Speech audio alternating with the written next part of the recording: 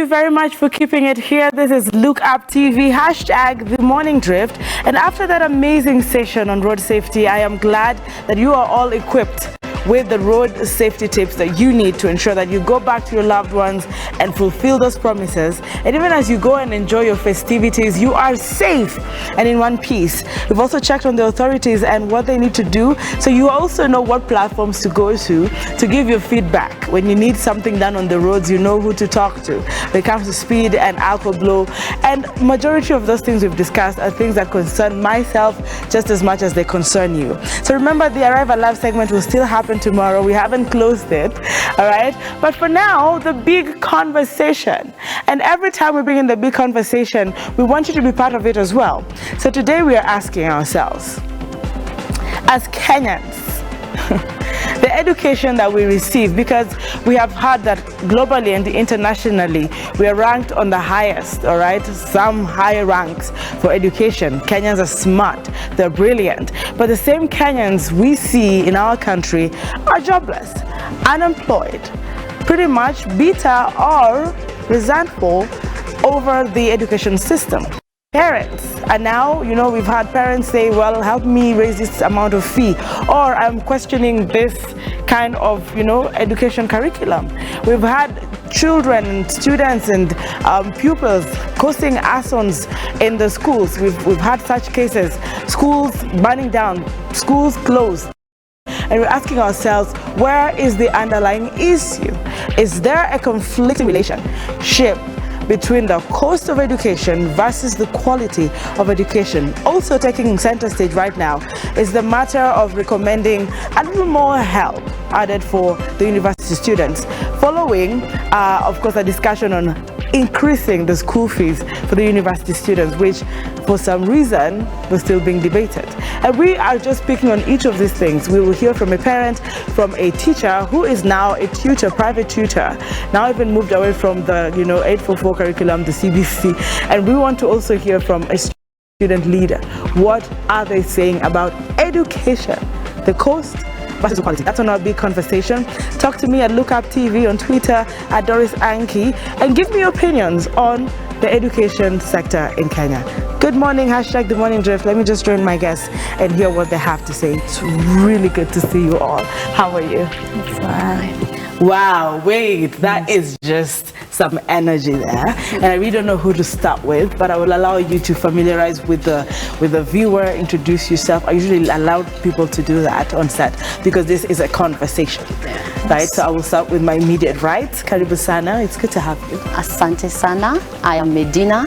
I am a tutor, private tutor, actually drifted from 844. Welcome viewers to this show. Let's share some great insights. Karibu sana. Thank you so much. Kamaro Josephat. I'd like to welcome our viewers to our program, and thank you. All right, they're starting soft, but I'm imagining some heat is coming in a while. Our parent on set, Karibu. Thank you so much.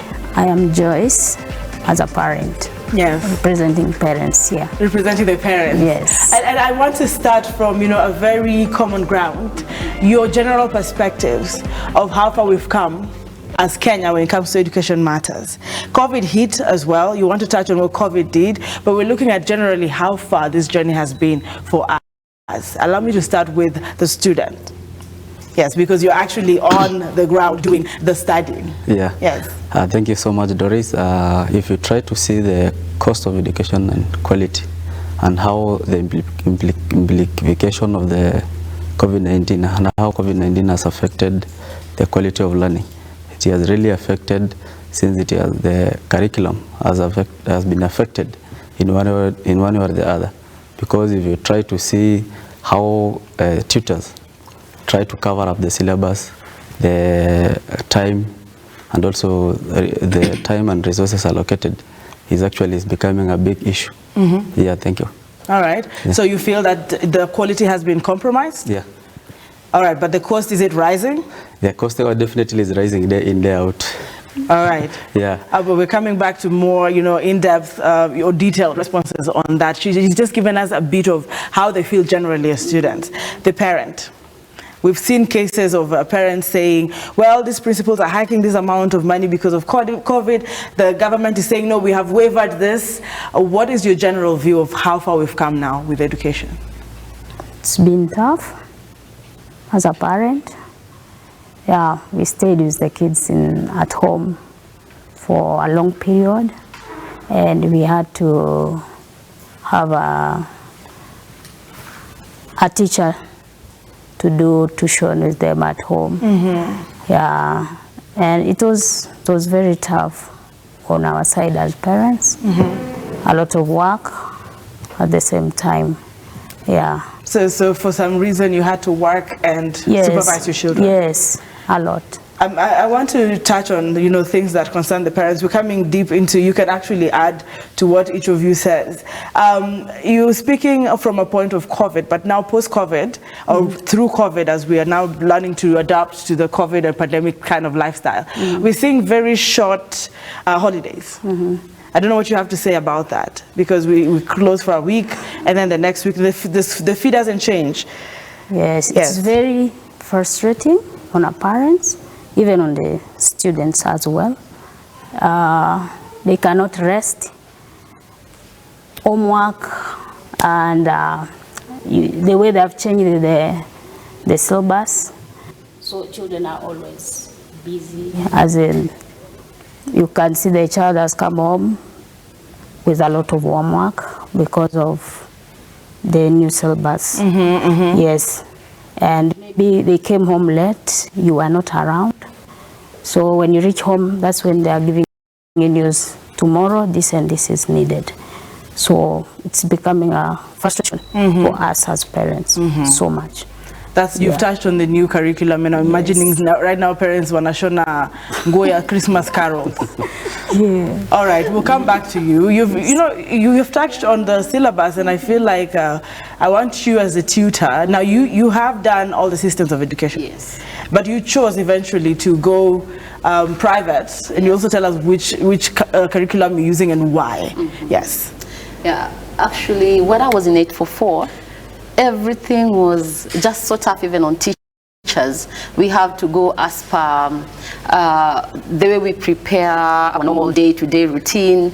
You have to be in class at 8, you have to leave sometimes at 6 p.m. because of the tuitions. Sometimes you come early. So there's a lot of tuitioning in 844 system. And I see CBC as a wake-up call. Okay. Because what CBC has done is that now it's giving the creative part of a child to come out. In as much as the children are like, the parents are feeling like they're frustrated, 844 actually was like teacher-student curriculum. But now the parents are involved. And because the parents have already done their curriculum, they're feeling like we are redoing this again. So for them it's hectic because it's like they're going back to school. But actually you were supposed to be there with your child. So I left 844, now I'm on British curriculum, and that was way before CBC was introduced. Yeah, I decided to change the curriculum because I got to understand that the children under 844 system, when I was there back then, it was all about cramming. It was all about not even understanding, but getting everything. It's like downloading the book in your mind, literally. Okay. Yeah? So, and then you find that these are still children, because any person who's under 18 is a child. So they're entitled to play. I was a high school teacher, but I was also doing tuitions for primary school students. So there was no time to rest. What is happening right now? It's just that now the school requires you to be in school. Okay. Yeah, like the 10-day holiday. You see, what parents used to do is that every time there is holiday, their children will be with a tutor. Yes. So in short, they were studying all through. Okay. But now the school requires you to be in school, and then there is 10-day rest. It's a bit hard because of that long break that people took, but it's a wake-up call. All right. So in the curriculum I'm in, there's online studying. So we had the time and the pleasure to just go online to study. These are students who are exposed, but now we saw that now on TV we have like the Edu TV used to have sections with teachers. So that is the way these other students could learn. All right. But they normally saw TV, and anytime they would see the TV come on, what did they want to see? Cartoons and maybe drama and soap operas. But these other students from this British curriculum were able to study even when there was a hard time. You know, when you talk about the two curriculums, I'm sure, and I can argue confidently, that each of them have a different expense to it. Exactly. That they don't cost the same. Oh, yes. And I don't think an average parent Yeah. would, even if they wanted to switch to the British curriculum, the American or Yes. other curriculum would want to, because they have to look at the affordability. Yes. Yes. And I want to hear from our student leader today. Where is the pinch at? Where is the shoe, you know, hurting most for the university students right now, with what we have heard, of course, tabled? Now you are requesting that the help loan is a bit boosted. Yeah, this therefore could mean there must be some itches here and there. Please share with us that aspect. Okay, thank you, Doris. The most pinchiest part on the students' part is actually the delay in the help loans. The other day we were having a case in Seco University, a comrade starved for hunger, which is the question in humanity has been put in question. So the main challenge we are facing as comrades, during the COVID-19 period, there was a shift of mode of learning from physical learning, that is face-to-face learning, to the digital learning, that is online learning. And you find there is some comrades who can't afford to access online. And in fact, if you see most of the administrations, they don't give comrades education bundles in order to sustain themselves. Wi-Fi. Yeah. Okay. Yeah. So if you try to see, that is the most problem we are facing as students. And actually, I would like to encourage the Kenyan government to chip in and actually provide education bundles to comrades, and actually solve the issue of the help loan delays, and actually to add the help loans to comrades. Yes. So you're talking about a student starving to death Yeah. because of hunger. Yeah. So this actually inspired this request to have the help loan boosted. We're going to go to the parent. We'll look at the employment aspect, because I think in Kenya the history, I don't know, the teacher here would tell me, is you learn to get a good life. Is it correct? Very correct. Because you're equipping us to succeed in life. Yes. As a parent, do you agree with that belief that if your child passes well in school, gets quality education in school, then they can also be successful humans, get employed, or be great entrepreneurs in the society eventually? Yes, I agree with that 100%. Yes, my daughter is doing British system. Okay. Yeah, so I always talk to her. I always tell her, your future is in your hand. If you read well and you get your good marks, that is your future. Okay. It will lie on your hand. So I believe in that. All right. Yeah. All right, I like Yes. that we all agree, but we weren't on the ground. I hope my team is listening and is with me. And we had a few sentiments from Kenyans regarding the CBC, the employment, and the current situation as it looks. Education in Kenya, the cost versus the quality. So if you're ready with that, we could take a look at those vox pops and then come back with a more deep discussion on the same.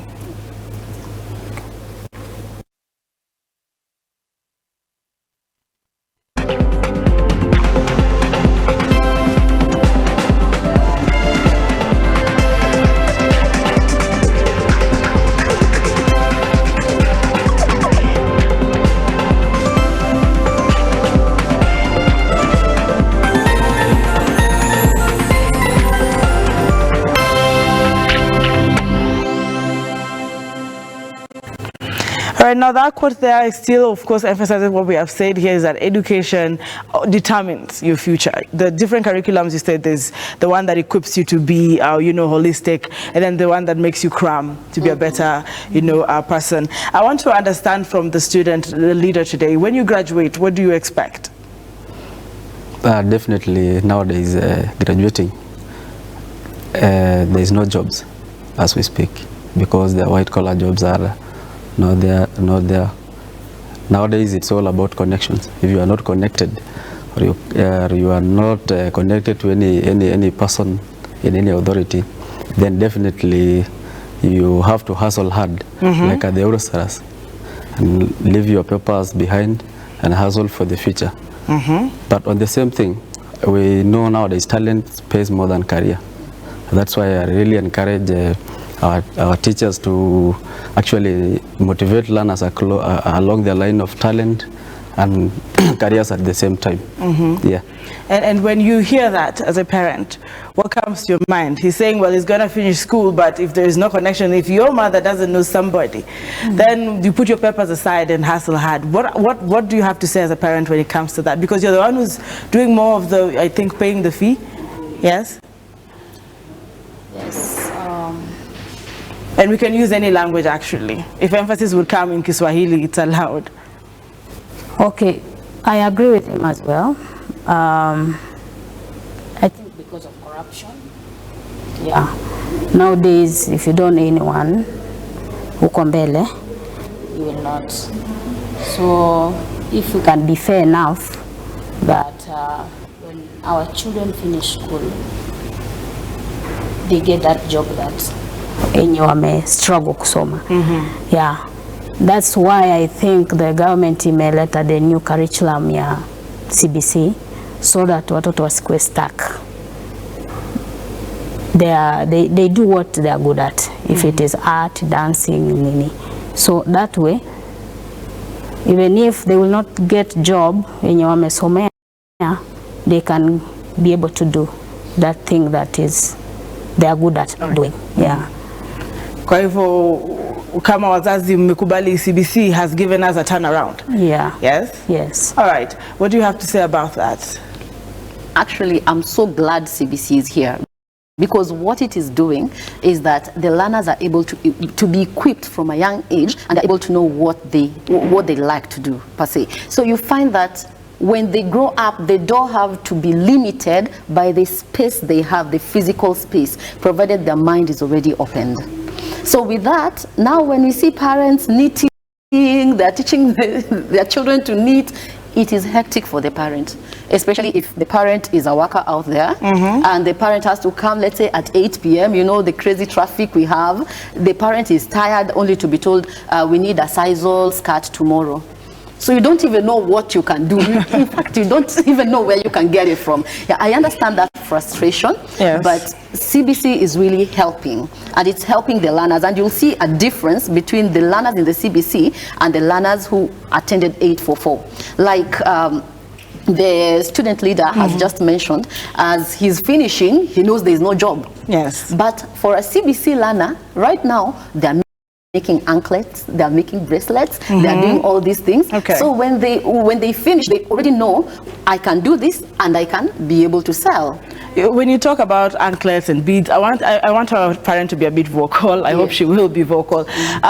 You are funding these things, and people have questioned the government and said, how many parents can actually facilitate their children with what the teacher is saying here? Go bring a sisal skirt, go get a coral, bow tie. Are you comfortable as parents with this? You're all struggling in your capacities. Maybe you have a good job, maybe another parent does. What are parents saying out here in relation to funding the CBC, as the tutor is saying here? Yes, it is a bit frustrating because of income. Yeah, for those one who don't have cash. But it's a good thing. To say that income is the problem. But the system is very, very much okay. Okay. Yeah, because if you're helping your kid, sioni mahali penye kuna ugumu. Yeah. The only thing is income. that is where the problem is. All right. Yeah. All right. So parents' representation here says, "System haina shida." I don't know what the student has to say, because the CBC is still in the early first stages, hasn't reached the high school and your stage of higher learning. Yes. But you have sentiments you want to share? Yeah, on the same, on the look of things, the CBC is still in infant stages. Yes. And if I may say that the government, it is really facing a lot of challenges, because you find, despite the fact that the government said it will sponsor it fully, you find the parents are still being pinched as what the parent has said now. You find the cost, the parent meeting the cost of living, the cost of the cost of getting those resources, and actually there is that opportunity cost, and definitely at the end of the day the parent should have overgone there is choice, opportunity cost, and the decision. So at the end of the day, I would like to advise the government to fully fund the CBC program. All right. Because it is really helpful. Yeah. All right. Now, according to him, he feels the government should fully fund the CBC program. We've had different tenures. We've had the former President Mwai Kibaki bringing in a lot of, amendments to the education system, including free primary education, before we switched to the CBC. Now we're looking at the political season, and they're talking about subsidizing or actually making it free secondary education. And when you challenge the government to, again, take care of the entire CBC, I'd want to hear from people what they have to say on that. But let me just read a few more feedback here. Simeon Kalu Lepario says, "I see my friend Kamoiro just part on the show. Great conversation." Thank you. All right, of course, Justice Nadwa says thank you for the information, and most of the people are just agreeing with the conversation. They're saying thank you for that particular conversation you're having. So the challenge today, now coming to you, is the input we are putting when it comes to the costs. Are we seeing this, manifest in the people, the responsible adults we are bringing out? Because you're the teacher here, you give us quality. Yes. But Kenyans have still talked about the education you give us doesn't give us the job. So where is the relation? Yeah, people are asking, where is the relationship? If it's the connection, then why should I pump money in the system? Yes. Yeah, I totally get that. And we have seen teachers strike as well. Yes. Yes. Underpayment and all that, and these are some of the things that actually made me even to leave the 844 system.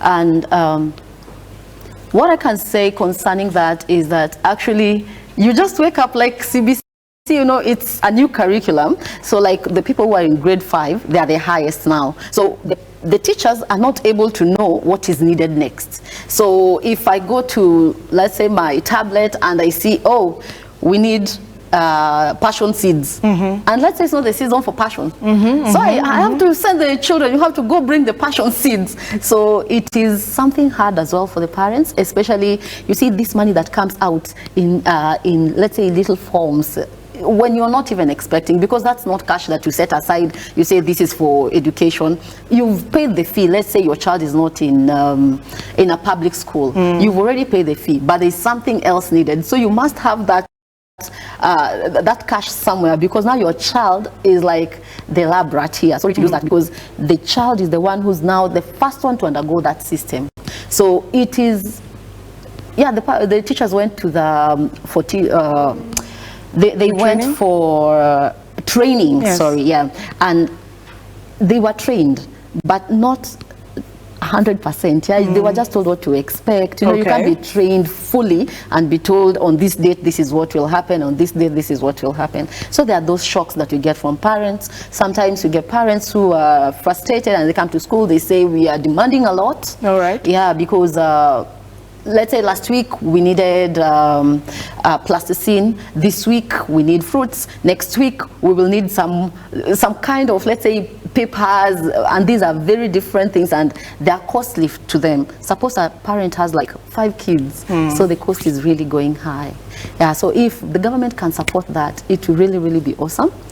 Yeah, and the pressure should not even be on the teacher, because the teacher is actually being guided by what they are reading. So who should the pressure be on? The government. The government. System, yes. But the government, you do realize, of the people, for the people, by the people. Exactly. So you want to touch on that, because the government is you, the parent, and the student, Yes. and then the authority. Apparently our choices. Yeah. We are suffering because of our choices. Yeah, we can just put it like that. I don't know what you have to say on that. Suffering because of our choices.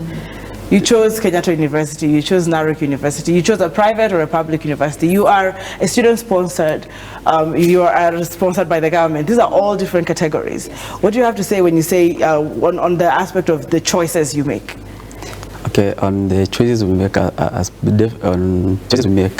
the government should be support parents fully, because if you try to see the cost of CBC and the 844 system, the parent cannot be able to meet the cost at the end of the day, because you cannot expect a mama mboga there at the down to meet all the requirements of the CBC. So I would like this is a wake-up call to the Kenyan government to really invest in the education sector and actually finance CBC fully. Because actually, if it doesn't finance, that it translates to actually incompetent people being brought up into the system. Okay. So that is a big question about the choice and actually the financing of the system. You know, it's interesting in this setup here that you say the government should take responsibility, you say the government should fund fully, but the parents said, hakuna shida. She said, ni income ndio ngumu. But I don't know what she has to say about, you know, what they are saying. They're saying the government should take up the responsibility and fully fund the CBC. But earlier on you said, kama ni mtoto wako, hufai kusikia uchungu or ugumu. What do you have to say as the parent? Because they seem to be speaking on your behalf. Yes, nilisema hufai kusikia ugumu if you have cash. If you have it. I say the problem is income. Yeah, cause kuna wale wenye hawana hiyo pesa. Maybe mtoto ameitishwa endo lete mti ya passion. Passion ina cost like 100, 150. Yes, the seedling. So nimepata that parent doesn't have any cash in the house, na mtoto atawekewa 0 kwa pepa. So unaona mtoto analaumu mzazi. Yeah. Mtoto atasikia vibaya, mzazi wangu did not provide for me, that's why I got 0. All right. Yes. That's where that is where that relation comes in. And I've also had parents talk about a Google Classroom, where some parents don't even know how that works, or how to even log into that classroom. So the assumption is, nani, let's say, Kikika Kwahari, because that name did not respond to this homework on the Google Classroom, so it's a 0. Yes. I want our final remarks on this, because I don't know if we'll have our word on the ground on the same. But as it stands now, do you think that Kenya is going the right direction? CBC-wise? I think quality-wise and cost-wise, because we're trying to get the relationship to ensure the parent, the student, and the teacher is comfortable. So you speak from the teacher's perspective. Generally, do you feel, let alone, you know, all the things we have said, are we going the right direction? Yes, we are. Because this system that is in place, it is a system that can be recognized worldwide. It is a better system than 844. So yes, we are on the right track. Cost-wise, might be off. We're really asking the government to help, especially to those parents who are not able. Like, it never mattered for a student, as in, while growing up, my mother's money did not actually make me lose my marks. So that is something very hard. It's a hitting thing right now. But cost-wise, government should do something. But the quality is good.